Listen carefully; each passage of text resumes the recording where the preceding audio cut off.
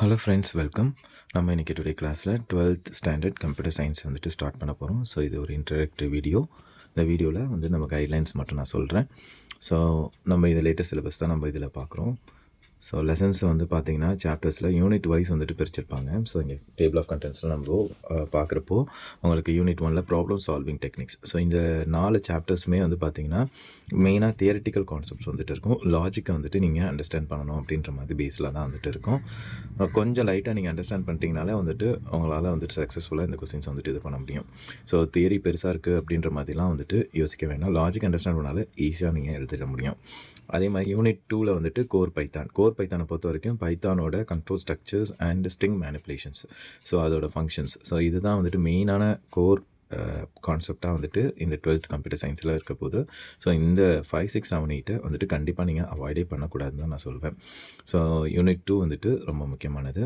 அதே மாதிரி யூனிட் 3யும் வந்துட்டு முக்கியமானது தான். பைத்தானோட அது அப்கிரேடட் கான்செப்ட் வந்துட்டு அதில் இருக்க modular and oops concept. So இதில் 9th and 10th லெசன்ஸில் லிஸ்ட் அண்ட் டூப்பிள்ஸ் வந்துட்டு set and dictionary and class and objects வந்துட்டு இங்கே போட்டிருக்க மாதிரி கேட்டிருப்பாங்க.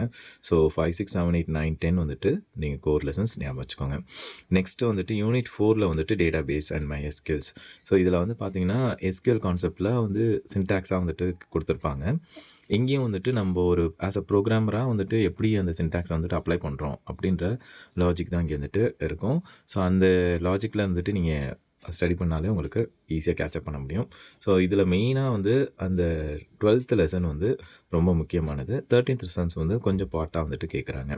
ஸோ இது வந்து இது வரைக்கும் கேட்குற எல்லா ஃபார்முலேஷன்ஸ் ஆஃப் கொஸ்டின்ஸில் எல்லாமே இது மாதிரி தான் வந்துட்டு கேட்குறாங்க. அண்ட் யூனிட் 5 வந்துட்டு ஒரு மெயினாக வந்து data manipulation and data visualization, அந்த எஸ்கியூஎல் பேஸ் இருக்கிற கான்செப்டும் அண்ட் விஷுவலைசேஷனில் வந்துட்டு அந்த சார்ட்ஸ் பேஸ் இருக்கிற கான்செப்டும் வந்துட்டு இருக்குது. ஸோ இம்போர்ட்டிங் C++ ப்ரோக்ராம்ஸ் வந்து கேட்குறாங்க தான், பட் ஆனால் வந்துட்டு அதை கொஞ்சம் லிமிட்டடாக கூட நம்ம பார்க்கலாம். பட் ஆனால் இந்த கான்செப்ட்ஸ் எல்லாமே வந்துட்டு நார்மலாக நான் சொன்ன இந்த லெசன்ஸ் வந்து கோராக வந்துட்டு பார்க்குறாங்க. ஸோ இன்ட்ரடக்டரி பார்ட்டில் நான் வந்துட்டு இந்த டேபிள் ஆஃப் கண்டென்ட்ஸ் வந்துட்டு பார்த்துருக்கோம். ஸோ லெசன் இன்ட்ரடக்டரியாக வந்துட்டு இந்த லெசன்ஸில் நம்ம ஃபஸ்ட் லெசன் இப்போ பார்க்க போகிறோம். ஸோ ஃபஸ்ட் லெசன்ஸில் சாப்டர் 1 ஃபங்க்ஷன்ஸில் நம்ம என்ன பார்க்க போகிறோம் அப்படின்னா, நார்மலாக வந்து ஃபங்க்ஷன்னா என்ன அப்படின்றது தான் பார்க்க போகிறோம். ஸோ ஃபங்க்ஷன் அப்படின்றது ஒரு பொதுவாகவே நம்ம சொல்லப்போனால் வந்து ஒரு வீட்டில் வந்துட்டு ஒரு பர்த்டே ஃபங்க்ஷனு, இல்லைனா வந்துட்டு ஃப்ரெண்ட்ஸ் பார்ட்டி, இதெல்லாமே ஒரு ஃபங்க்ஷன்ஸ் இல்லையா? ஸோ அதை ஃபங்க்ஷன் ஏன் கூப்பிட்றோம் அப்படின்னா, அந்த பர்டிகுலர் ஈவெண்ட்டுக்கு அது ரிலேட்டடான ஆக்டிவிட்டீஸ் தான் நம்ம செய்வோம். ஸோ அதனால தான் அது ஃபங்க்ஷன் அப்படின்னு சொல்லிட்டு சொல்கிறோம். ஸோ அதே மாதிரி தான் இங்கேயும் வந்துட்டு ப்ரோக்ராமில் நம்ம பர்டிகுலர் ஏரியாவை பொறுத்து நம்ம யூஸ் பண்ணுவோம். அதில் மெத்தட்ஸ்லாம் இருக்குது. ஸோ அதை பற்றி தான் நம்ம இதில் பார்க்க போகிறோம். ஸோ நெக்ஸ்ட்டு இதில் வந்து கொஞ்சம் இந்த கேட்டகரிஸ் நான் சொன்ன மாதிரி இங்கே பேராமீட்டர்ஸ் வந்துட்டு with type and without type அப்படின்னு சொல்லிட்டு இருக்குது. I mean with argument and without arguments சொல்லிட்டு இருக்குது.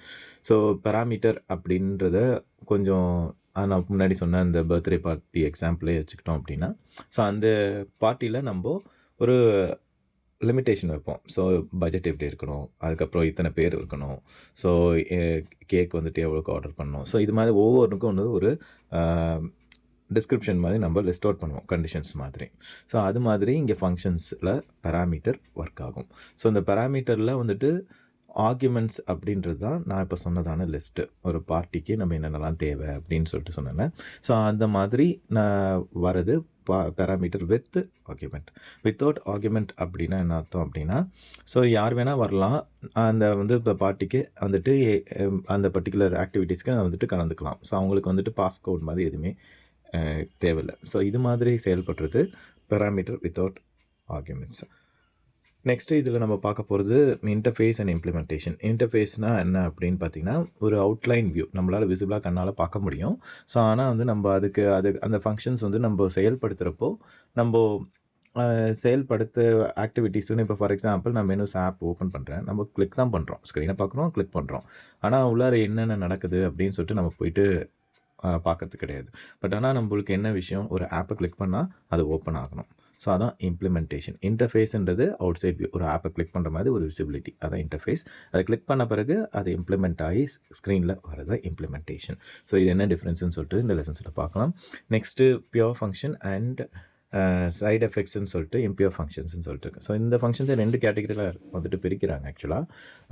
பியூர் ஃபங்க்ஷன் அப்படின்னா வந்துட்டு அது எந்த சுச்சுவேஷனும் சேஞ்சே ஆகாது, அப்படியே வந்து அதோட வேல்யூஸ் வந்துட்டு ஃபிக்ஸேட்டடாக வந்துட்டு இருக்கும். இம்பியூர் ஃபங்க்ஷன்ஸில் பொறுத்த வரைக்கும் நம்ம கொடுக்குற வேல்யூஸ் லேட்டராக வந்தாலும் சேஞ்ச் ஆகிட்டே இருக்கும். ஸோ அது எப்படி செயல்படுது அப்படின்றத நெக்ஸ்ட் வீடியோவில் நான் போடுறேன். So stay tuned.